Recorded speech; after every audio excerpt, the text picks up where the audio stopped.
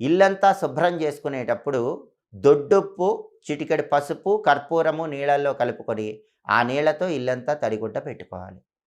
అలాగే ఆడవాళ్ళు ఎప్పుడైనా సరే మిరపకాయలు కానీ, చింతపండు కానీ, ఉప్పు కానీ డైరెక్ట్‌గా ఎదుటి వాళ్ళ చేతికి ఇవ్వకూడదు. ఉప్పు, మిరపకాయలు, చింతపండు వీటిని కింద ఉంచి తీసుకోమని చెప్పాలి.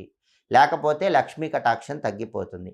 15 రోజులకు ఒకసారి ఖచ్చితంగా బూజులు దులుపుకుంటూ ఉండాలి. మంగళవారం, శుక్రవారం కాకుండా ఇతర రోజుల్లో బూజులు దులుపుకున్నట్లయితే లక్ష్మీ కటాక్షం అనేది తప్పనిసరిగా కలుగుతుంది. అలాగే తెలిసి కానీ, తెలియక కానీ కొన్ని వస్తువులు ఎదుటి వాళ్ళకి డైరెక్ట్‌గా చేత్తో దానంగా ఇవ్వకూడదు. వాటిలో ముఖ్యమైనవి ఏంటంటే నువ్వులు. తెల్ల నువ్వులు గానీ, నల్ల నువ్వులు గానీ మీరు డైరెక్ట్‌గా చేత్తో ఎదుటి వాళ్ళకి ఇవ్వకూడదు. ఇస్తే లక్ష్మీ కటాక్షం అనేది తగ్గిపోతుంది. లక్ష్మీదేవి అలిగి ఇంట్లోంచి వెళ్ళిపోతుంది. అలాగే ధనియాలు కూడా డైరెక్ట్‌గా